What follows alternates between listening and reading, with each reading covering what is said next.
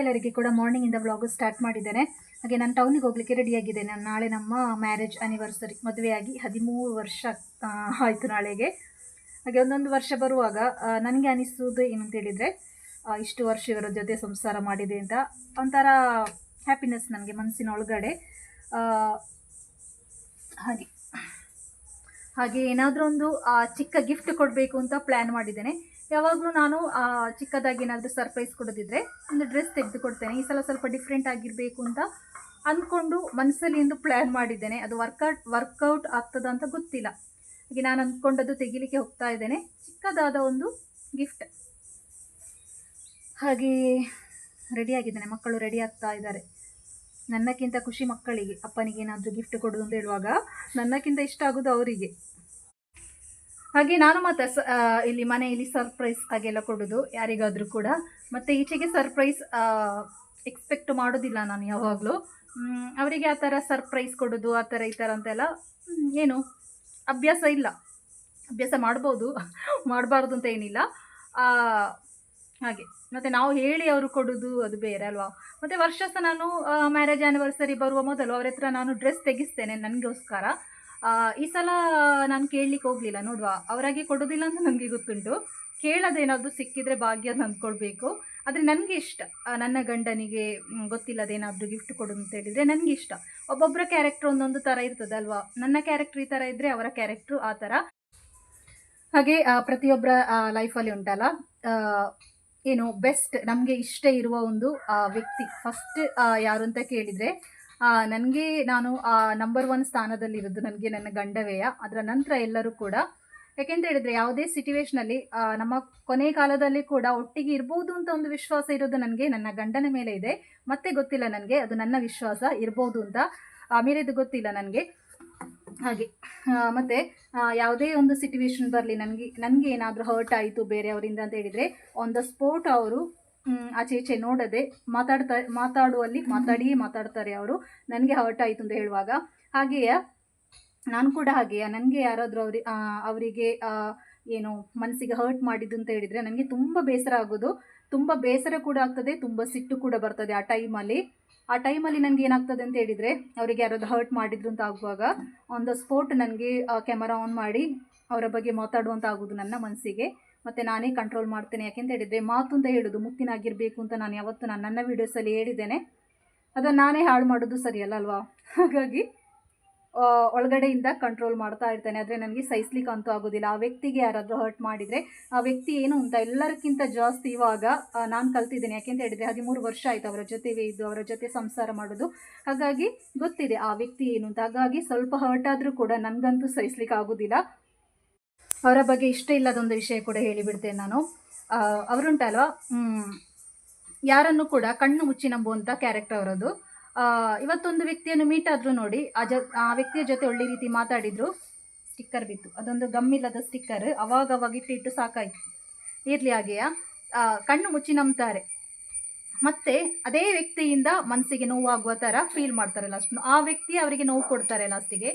ನಾನು ಎಷ್ಟೋ ಸಲ ಹೇಳಿದ್ದೇನೆ ಅವರ ಹತ್ರ, ಕಣ್ಣು ಮುಚ್ಚಿ ಯಾರನ್ನು ಕೂಡ ನಂಬಲಿಕ್ಕೆ ಹೋಗಬೇಡಿ. ಸ್ವಲ್ಪ ಸಮಯ ಒಂದು ಅವರ ಜೊತೆ ಇರುವಾಗ ನಮಗೆ ಗೊತ್ತಾಗ್ತದೆ ಈ ವ್ಯಕ್ತಿ ಹೀಗೆ ಅಂತ. ಅದರ ನಂತರ ಅವರ ನಂಬಲಿಕ್ಕೆ ಹೋಗಿ ಅಂತ. ಹಾಗೆ ಸ್ಟಾರ್ಟಿಂಗ್ ಹೇಳುವಾಗ ಅವರು ಅದನ್ನು ಮೈಂಡ್ ಮಾಡೋದಿಲ್ಲ, ಏನೋ ಹೇಳ್ತಾ ಇದ್ದಾಳೆ ಅಂತ. ಲಾಸ್ಟಿಗೆ ಬಂದು ಅವ್ರು ನನ್ನ ಹತ್ರ ಎಷ್ಟೋ ಸಲ ಹೇಳಿದ್ದುಂಟು, ನೀನು ಹೇಳಿದ ಹಾಗೆ ಆಯಿತು ನೋಡು ಅಂತ. ಅದಕ್ಕೆ ನಾನು ಹೇಳ್ತೇನೆ, ಸ್ಟಾರ್ಟಿಂಗ್ ನಾನು ಹೇಳಿದ್ದು ಕೇಳ್ತಿದ್ರೆ ಈ ಪರಿಸ್ಥಿತಿ ಬರುವುದಿಲ್ಲ ಅಲ್ವಾ. ಹಾಗೆ ಎಷ್ಟೋ ಸಲ ಅವರ ಲೈಫಲ್ಲಿ ಆದ ಒಂದು ವಿಷಯ ಅಂತ ಹೇಳಿದರೆ, ಟ್ರಸ್ಟ್ ಮಾಡಿ ಯಾರನ್ನು ಅವರು ತುಂಬ ನಂಬ್ತಾರೆ ನೋಡಿ, ಯಾರ ಮೇಲೆ ತುಂಬ ವಿಶ್ವಾಸ ಇರ್ತಾರೆ ನೋಡಿ, ಅವರಿಗೆ ಮೋಸ ಆಗುವ ರೀತಿ ಮಾಡಿದ್ದಾರೆ. ಅವರ ಲೈಫಿಂದ ಸ್ಟಾರ್ಟಿಂಗಿಂದ ಆದ ಪ್ರಾಬ್ಲಮೇ ಇದೆ ಅವರಿಗೆ. ಟ್ರಸ್ಟ್ ಮಾಡೋದು ಜಾಸ್ತಿ, ಯಾರನ್ನು ಕೂಡ ಟ್ರಸ್ಟ್ ಮಾಡಬಾರ್ದು. ನಾನು ಅವರ ಆ ಒಂದು ಸ್ವಭಾವದಿಂದ ತುಂಬ ಡಿಫ್ರೆಂಟ್ ಇರುವ ಸ್ವಭಾವ ನಂದು. ನಾನು ಯಾರನ್ನು ಕೂಡ ಟ್ರಸ್ಟ್ ಮಾಡೋದಿಲ್ಲ, ಯಾರ ಮೇಲೆ ಕೂಡ ನಾನು ಅತಿಯಾದ ನಂಬಿಕೆ ಯಾರ ಮೇಲೆ ಕೂಡ ಇಡೋದಿಲ್ಲ. ಯಾರು ನಂಬಿಕೆಗೆ ಅರ್ಹರ ನೋಡಿ ಅವರ ಮೇಲೆ ಮಾತ್ರ ನಂಬಿಕೆ ಇಟ್ಟು ಏನಾದರೂ ಒಂದು ಮಾತಾಡ್ತೇನೆ ನಾನು. ಹಾಗೆ ಅದೊಂದು ಅವರು ಲೈಫಲ್ಲಿ ಚೇಂಜ್ ಆದರೆ ಒಳ್ಳೆಯದು. ಹಾಗೆ ನಾನು ಅಂದ್ಕೊಂಡ ಗಿಫ್ಟ್ ಸಿಗ್ತದಾ ಇಲ್ವಾ ಅಂತ ಗೊತ್ತಿಲ್ಲ. ಆ ವ್ಯಕ್ತಿಗೆ ನಾನು ಏನು ಕೊಟ್ಟರು ಕೂಡ ತುಂಬ ಚಿಕ್ಕದೇಯ. ನೋಡುವ, ನಾನು ಅಂದ್ಕೊಂಡ ಒಂದು ಚಿಕ್ಕ ಗಿಫ್ಟ್, ದೊಡ್ಡದೇನಲ್ಲ, ನೀವು ಅಂದ್ಕೊಳ್ಬೇಡಿ. ದೊಡ್ಡದೇ ಅಂತ ಕೊಡಲಿಕ್ಕೆ ನನ್ನ ಒಂದು ಸೇವಿಂಗ್ಸಿಂದ ನಾನು ತೆಗೆಯುವ ಗಿಫ್ಟ್ ಅದು. ಹಾಗಾಗಿ ನೋಡುವ ಸಿಗ್ತದಾ ಇಲ್ವಾ ಅಂತ ಗೊತ್ತಿಲ್ಲ. ಖುಷಿ ದೂರ ಬೋಮು ಬೂರ್ದ ಹಾಂ ಕಾಯಿನ್ ಬೂರ್ನವ ಎನ್ನ ಬರ್ತದೆ ಬೂರ್ನವ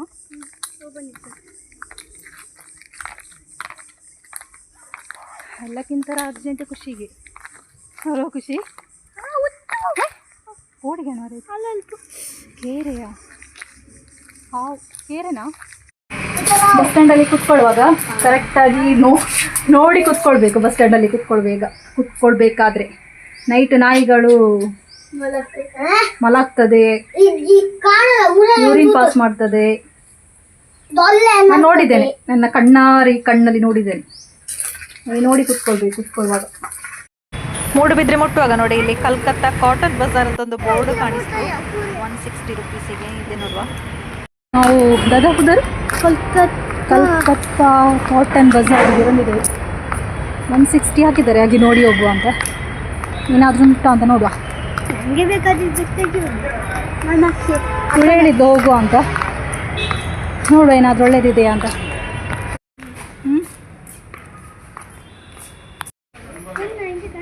ಹಾಂ ತೂಕ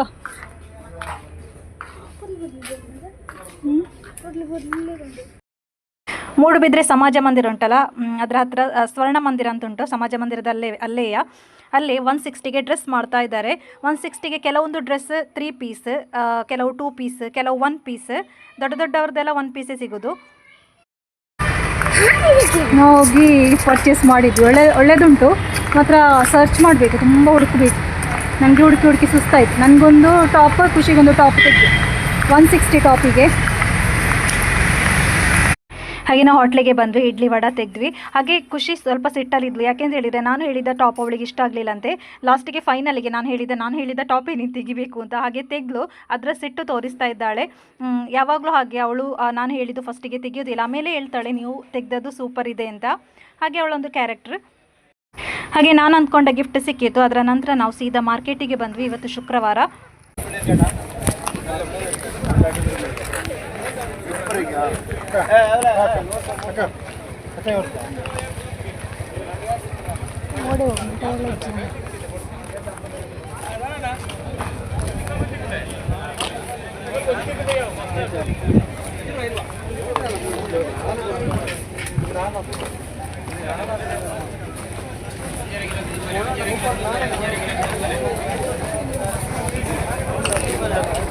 ಸಂಜೆಯಿಂದ ವ್ಲಾಗ್ ಮತ್ತೆ ಕಂಟಿನ್ಯೂ ಮಾಡ್ತಾ ಇದ್ದೇನೆ. ನನಗೆ ಟೌನಿಗೆ ಹೋಗಿ ಬಂದ ನಂತರ ಉಂಟಲ್ಲ, ಸಾಕಾಗಿ ಹೋಯಿತು. ಒಂದು ಕಡೆ ಬಿಸಿಲಲ್ವಾ, ಮತ್ತು ನಾನು ಸ್ವಲ್ಪ ಹೊತ್ತು ಮಲಗಿದೆ. ಅದರ ನಂತರ ಇವಾಗ ಸಂಜೆಯಿಂದ ವ್ಲಾಗ್ ಕಂಟಿನ್ಯೂ ಮಾಡ್ತಾ ಇದ್ದೇನೆ.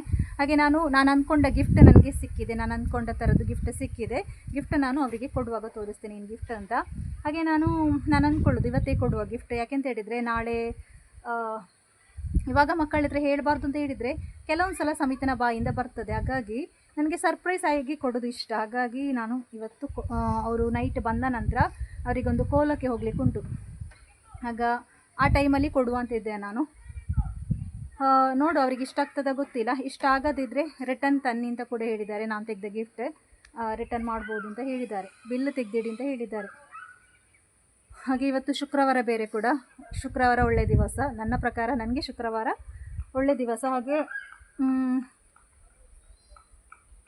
ನೋಡುವ, ಆಮೇಲೆ ನಾನು ಕೊಡುವಾಗ ತೋರಿಸ್ತೇನೆ. ನಾನು ಮೇಲ್ಗಡೆ ನೀರು ಪಂಪಲ್ಲಿ ಮೇಲ್ಗಡೆ ಡಿಪ್ ಮಾಡಿದ್ದೇನೆ. ಹಾಗೆ ನೋಡಲಿಕ್ಕೆ ಅಂತ ಮೇಲ್ಗಡೆ ಬಂದೆ. ಹಾಗೆ ಮೊಬೈಲ್ ಕೂಡ ಕೈಯಲ್ಲಿತ್ತು. ಹಾಗೆ ವ್ಲಾಗ್ ಕಂಟಿನ್ಯೂ ಮಾಡುವಂತಾಯಿತು. ಹಾಗೆ ನಾನು ಸಂಜೆಯಿಂದ ವ್ಲಾಗ್ ಮತ್ತೆ ಕಂಟಿನ್ಯೂ ಮಾಡ್ತೇನೆ. ಸಂಜೆ ಅಲ್ಲ, ಅವರು ಬಂದ ನಂತರ ಕಂಟಿನ್ಯೂ ಮಾಡ್ತೇನೆ.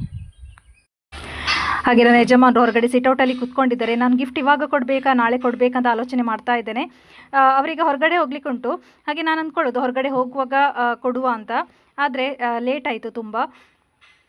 ನೋಡುವ ಏನು ಮಾಡೋದು ಅಂತ. ಹಾಗೆ ಫೈನಲಿ ನಾನು ತೆಗೆದ ಏನು ಗಿಫ್ಟ್ ಇದೆಯಲ್ಲ ಅದು ನಾನು ಕೊಡ್ತಾ ಇದ್ದೇನೆ. ಕವರ್ ನೋಡುವಾಗ ನಿಮಗೆ ಗೊತ್ತಾಗಿರ್ಬೋದು ಏನಾಗಿರ್ಬೋದು ಗಿಫ್ಟ್ ಅಂತ. ಹಾಗೆ ನಾನು ತುಂಬ ವೆಯ್ಟ್ ಮಾಡಿದೆ, ಯಾಕೆಂತ ಹೇಳಿದರೆ ಹೊರಗಡೆ ಹೋಗುವಾಗ ಡ್ರೆಸ್ ಎಲ್ಲ ಹಾಕಿರ್ತಾರಲ್ವ, ಅದರ ನಂತರ ವೀಡಿಯೋ ಮಾಡುವ ಅಂತ, ಮತ್ತು ಅವರಿಗೆ ಶೈ ಆಗೋದು ಬೇಡ ಅಂತ. ಹಾಗೆ ನಾನು ಕಾದು ಕಾದು ಸುಸ್ತಾಗಿ ತೊಂದರೆ ಇಲ್ಲ ಹಾಗೆ ತೋರಿಸುವ ಅಂತ ಕೊಡ್ತಾ ಇದ್ದೇನೆ.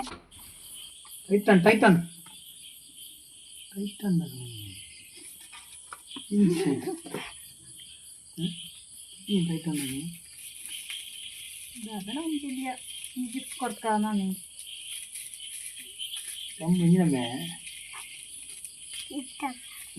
గిఫ్ట్ పనరవాలి గిఫ్ట్ పనరవాలి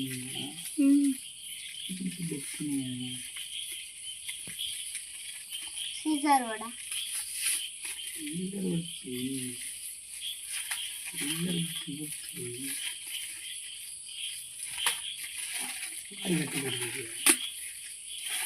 డబ్బాలు కూడా ఉండే